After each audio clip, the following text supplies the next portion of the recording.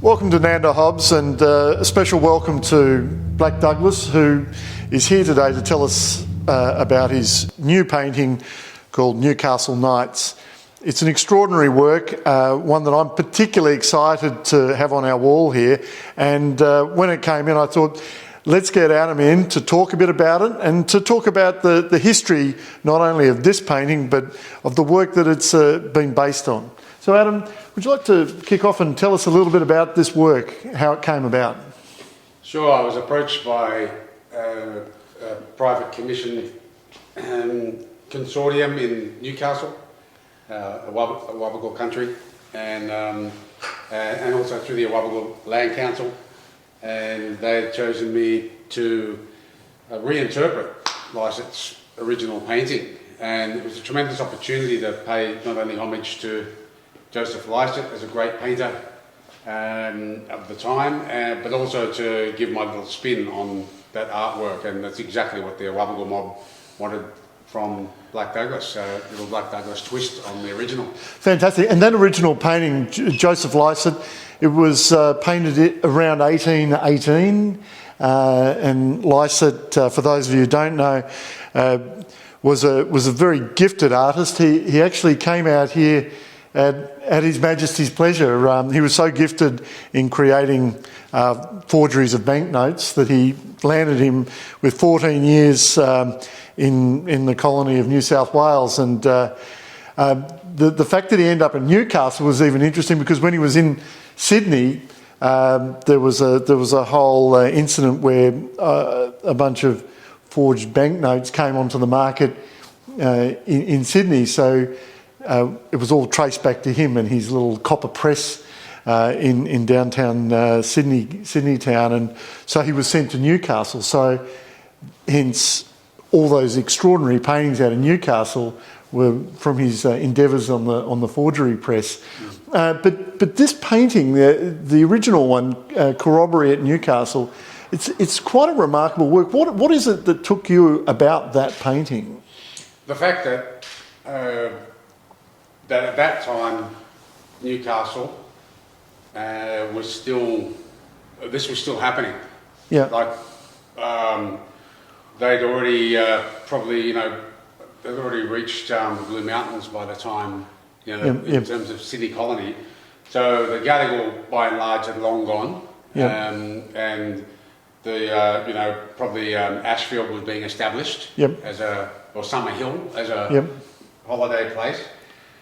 But there was no leniency for an artist to ever have captured a Sydney group the way that Lycett captured the Wabagul. And it's just astonishing to think that some 40 years after the Sydney colony had established, the intent here was to obviously just claim land and rid the blacks from the area. Yep. Whereas he was able to walk into this amazing spectacle, that amazing scene, and he not only captured one encounter, but he captured several. It's quite beautiful too, because the both your painting and the original is essentially a nocturne. It's at night, so there are some really interesting pictorial elements that happen. The glow of the campfires and the moonlight.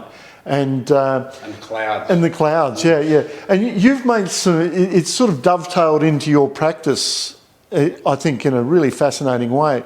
So tell us a little bit about some of the things. I mean, this sky is quite extraordinary. Yeah, well, what he evokes in that nighttime image in his original is just, it's so masterful, and it's something that was a challenge to try and emulate the tone, the gradient in the sky coming from the moon. And ordinarily, for those who know my works, I'm often painting a sun, but occasionally there will be a moonscape. And so it was a great challenge to step up and try and advance the way I paint a cloud ordinarily, which is generally pretty monotone and caricatural. And quite rigid too, isn't it? Hard edge, yeah. So when I saw the depth and the layers of tonality in his clouds, I thought, how the fuck am I going to do this? Yeah. And so the knee-jerk response was to get out my little rondel things, corks and gel top lids and whatever. And the way that I get the tonality in my Archibald faces was immediate go-to to get this stylised. So it's a landscape. And there's a great sense of depth in this work too. Perhaps a little bit more, would it be fair to say, a little bit more than a lot of your works, because you're known for this quite immediate, you do have a horizon line in your work, but they're quite flat in a very poppy sort of way. Yeah. This has got a different feel to it. Well, there's more happening in it, and there's way more happening in Lycett's original. Yeah. And I didn't want to, I wanted to leave that vacancy that I usually leave in my landscapes. Yep. So I admit, it's pretty identifiable that it's one of my pieces, but it was a request by the mob up there to make sure that there was still little things happening as per the original. Yep. And so I set those little, you could not paint that amazing... The glow in here. That border of those trees. But I've added little other things in the quirkiness, like little Dooligar or Hairy Man eyes in the thing there, just to make it quirky for those who get to see this in its final form. And the kangaroos, is it the Made in Australia symbol? Is it? Yeah. So the whole twist, the Black Douglas quirkiness in this one is obviously the title, the Newcastle Knights. Yep. Which is based on the team. I've introduced a kind of a footy sentimentality to the image, and that is by the fact that today blackfellas only get to resist or enact war on the footy field. And so given that there is an established football team, Newcastle Knights, decided to call it Newcastle Knights in a sense, but this is going to end up quite large as an image in a public space up there near the station. And so I want to bring the layperson Novocastrian into the image by identifying something that is easily identifiable in the Aussie vernacular, and that is the Australian Made symbol. The reason for the use of this image here is that the dreaming story that relates to Nobby's headland involves a mischievous kangaroo versus a group of wallabies, and that Awabagul dreaming story was told to me, and so I wanted to get that one happening. So that kangaroo was banished to the island that now carries the White House. Okay. And so this is a very quirky little... And today there's a headland there now that's joined there. So a common pastime when not in the middle of COVID is people walk out to this here via a concrete joining pathway, which obviously is not there in Lycett's original. Yeah, and there's some extraordinary things here. We've got the child figure in the foreground. Yeah, that's a late addition in the painting, just to get the ultimate depth of field in the painting, to show the perspective, and because there are children in the original painting. It's a men's ceremony, for those who don't know about the original. So I wanted to represent the carrying and the keeper of the fire stick, which is in Aboriginal communities, the young ones are actually our grandfathers and grandmothers. And so the knowledge and wisdom is all channeled into the young one.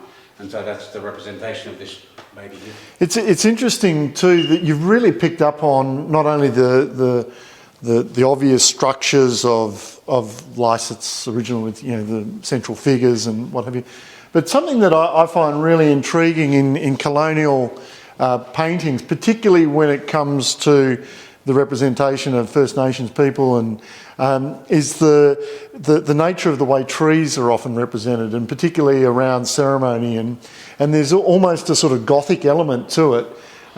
You see it in Glover's works, you see it in Lycett, and you've really picked up on that sense here too. So there's a stylisation almost, and I think that's got a lot to do with the time, because it was still, from a Western perspective, Western artist perspective, really intriguing, and it was such a new and powerful experience for them to not only experience and see these things, but the audience that they were painting for back in England or Europe.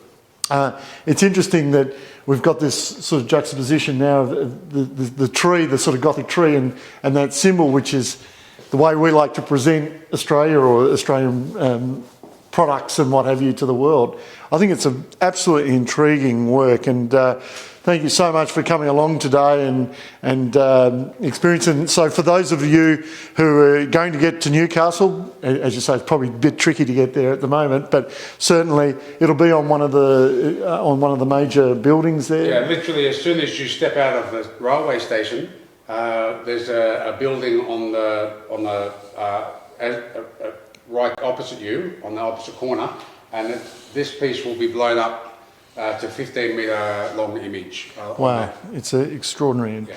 I think it's a great example of history being reinterpreted in a site-specific way, in a really to create a really positive experience.